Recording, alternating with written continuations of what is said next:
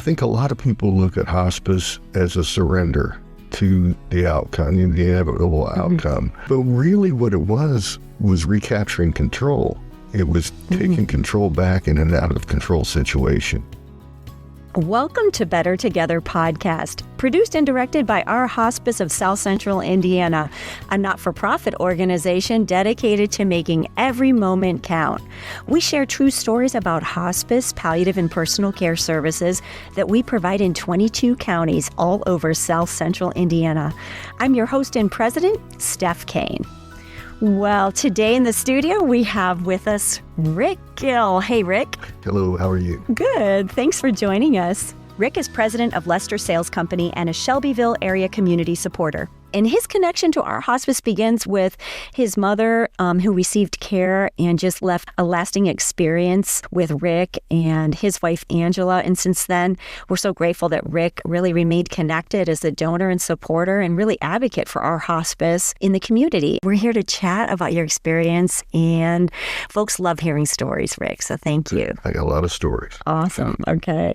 So, can you just share a little bit about how your family first connected with Our Hospice? It was an interesting situation. My mom was in the early stages of dementia, and she had started to progress. And I had a random encounter with a friend of mine in the public, and she was a retired hospice nurse. Okay. And she had asked me how my mom was doing because she knew my mom. And she must have had her spidey sense on because she sensed that it wasn't good. Yeah. And she basically just said, "Hey, I'm going to have somebody give you a call. I think you guys need a little help." And that's how the journey started. That's wonderful, And, before your mother's care, what did you know about hospice or Our Hospice in general? I didn't know anything about Our Hospice. I think, like a lot of people, I had some anecdotal beliefs about what hospice was. It was an end-life treatment, but I didn't know much more than that. I thought it was pretty monolithic. It was just, it was an option that was out there for folks, but I really did not know anything about it at all. Yeah, so true. And so, real for folks. And, your family, I know, kept your mother at home for as long as possible before she later was moved into a facility. And so what did that support and that transition look like for you and your wife, Angela? The support was everything. Our goal, when we got together with hospice, you develop a bond with your nurse, and we certainly did that. And I sat down with Kylie, our nurse, when we first started the journey, and we had 3 goals, and they were that we didn't want Mom to be afraid, we didn't want her to be in pain, and we didn't want her to feel abandoned. Amazing. And we were, through the journey, we accomplished those 3 goals. And so the hospice was I like to say they were our Sherpa through that entire process. Such a good word there. And they did it. And without them, I have no idea how it would have all worked out. And so with them, it worked out beautifully. What, would you be willing to share a little bit about our nurse, Kylie? And you have a special connection with Kylie. You nominated her for a National Award, Daisy Award. Yeah, we did. I felt like I had seen the Daisy Award out there, and this was after Mom had passed. And I just think that Kylie and many of the other nurses with Our Hospice and other facilities they're just angels among us, and they need recognition. And I know what she did on a day-to-day basis, and often it's done, under the cover of darkness. Nobody knows that it's happening. Sure. And I wanted her to have a little light shining on her. And so that was the purpose of nominating her for the Daisy Award. And when they called me back and said that she had won, I was over the moon for her. And unfortunately, I didn't get to attend the ceremony, but my wife did, and I got the photos, and I got a nice little text from Kylie. Oh. She's still a little mad at me over it. I know, because, she's so mission-minded, like all of our team members are, to make every moment count, and that's the work they do, and they sometimes will feel like when they get recognition, this is part of the job, but it's special. It's not a job, it's a calling. Yeah, it's definitely not just a job for her. I could never, there's no award that could ever repay her for what she did for us. Rick, I wonder if you could describe for the listeners maybe one story or 2 stories that stand out in your mind during that time with your mom. Well, some of them I probably couldn't recount publicly because Is that right? Yeah, it's real. She was a little spicy. Yeah. And so I would say, in the early days, Mom was a little reticent with Kylie because, it's just unknown. She was a very private person. And to have somebody come into your home like that, it takes a while to adjust to that new normal. And can I say? Yeah, you can say it. You just say it. So, she built respect and rapport with your mom. Oh, my goodness gracious. Yeah, they became her friends. And so good. Despite the disease and the indignities of that disease, I really feel like the best way to describe what we experienced was, even in the darkest days, our folks at our hospice never lost sight of the humanity of Mom. And that is so valuable when you're in such a vulnerable position. Yeah. They were always there, always respectful, always understanding. And although my mom might not have admitted it, she really appreciated that. And she had a bond with Kylie. And I'll tell the story. He can cut it out if he has to. So Mom would always, she was in the depths of her dementia. And when Kylie would pull up in front of the house for her visits, Mom would look outside and go, "Here comes that little redheaded again." But she loved her. The door would open and she would hug Kylie and they'd laugh and have a great time. So good. But Kylie just developed that bond with her that she was trusted.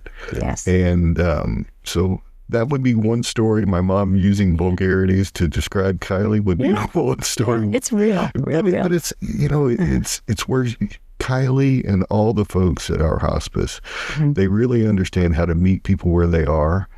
And they met Mom where she was. I would have had to know my mom to appreciate that. Yeah. Like I said, she was a really private person. And the whole thing was kind of overwhelming to her in the early days.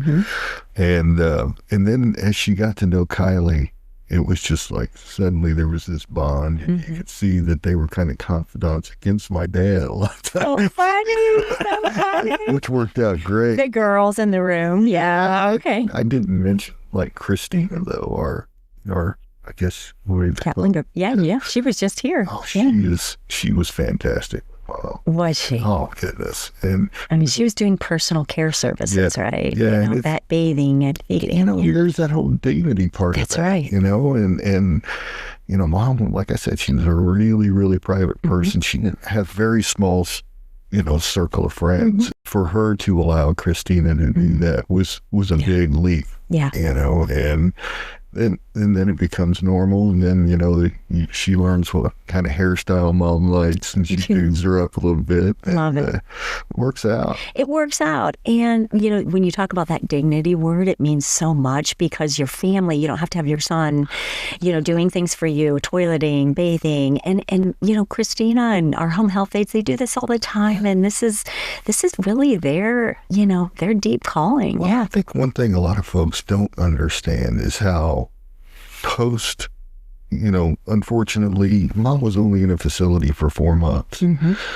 So I see that as victory because we had 5 years at home. Wow. And with the 4 months that she was there, that hospice care carries into that facility. So it's still Kylie and Christina coming. Her, and so it maintained that consistency over time, which when people have dementia, routines are so important to them. And it maintained that routine. And having the same caregivers and not all different people coming, that makes a real difference.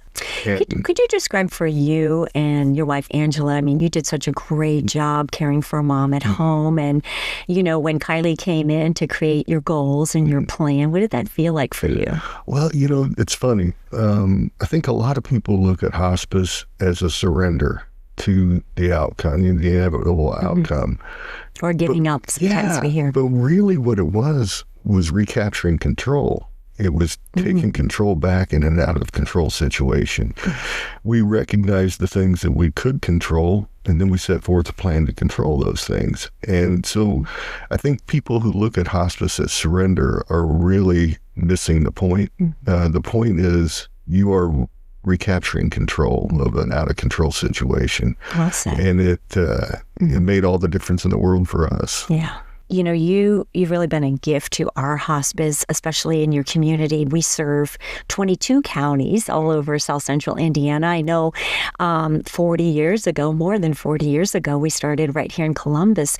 And there's, we've grown, right, as a not-for-profit in all the areas. So I know recently you gathered some friends together that are healthy and of sound body and mind and all those good things. And they could learn about hospice, which can be scary.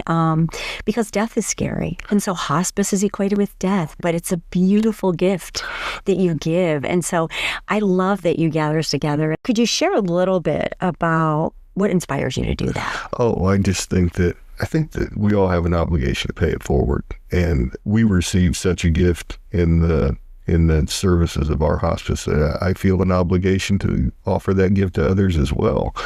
And I think that in the absence of information, to the contrary, people draw their own conclusions. And we want to provide some of that information so that they really understand what it is. And if we can create one or two, folks who understand, maybe they'll touch 2 or 3 or 4 or 5 people themselves, and pretty soon we'll have a better understanding of the community of what it is. Because I think it's kind of taboo among some people. And it shouldn't be, because the one common thing we all have is we're all going to face that. My experience was created a calling for me, and I'm still working, so I got another couple years before retirement. But my plan is to continue to stay involved. It's been 27 months since Mom passed away, but our commitment hasn't waned during that time, and it's not going to. Yeah. And our listeners, we hear back that they're just hungry to hear stories like this. There's nothing like talking to someone who's been there. Yeah. Yeah. And I think that's a healthy thing. I don't look back on that experience as a negative experience. And, I say all the time, it was some of the darkest days in my life during that journey. But in that darkness, we saw the best in humanity. We saw the best in our hospice nurses and the people at the long-term care facility. And it was fantastic. I mean, we learned so much, and we made friends that we're going to have for a lifetime. And because of the gifts we were given, we have an obligation to give it back. Yeah. And I want to also mention, on paying it forward, you and Angela have also, been wonderful supporters financially and donors in a not-for-profit. Clearly we don't have all of the costs covered, but we're able to say yes, regardless of ability to pay, so that others can experience, the gift of hospice. So thank you for that. We're blessed to be able to do it. We're not wealthy folks, but we've been blessed in life. And, like I said earlier, we have an obligation to make sure we give those blessings forward. And my wife, Angela, she worked her entire career in nonprofit. She was in philanthropy throughout her entire career. So she's been a big impetus on doing that. And I'm just grateful that we can do it. And I want to just also give a shout out to Angela. She came to our town hall in Greensburg, and she recognized Kylie and encouraged the whole team. And they really appreciated her testimony. It's not an event that you give back. It becomes a lifestyle. Right. And you have to do that. And if we do that, there'll be those services for a lot more people down the road. And you never know who you're going to touch. So keep giving. So awesome. Yeah. I just really appreciate you coming to talk with us today, Rick. And hopefully we'll get you back on here for another time. Anytime, because hopefully you'll find a place for me post-retirement, Steph. I can find something to do. So. We have that on recording. There you go. Well, this is Better Together, a podcast dedicated to making every moment count. Thank you for listening. Please like us and share on your social media channels. If you have a question or you'd like to learn more about a specific topic, you can find us at ourhospice.org or call 812-314-8083. Until next time, remember, life is short. We are better together, making every single moment count.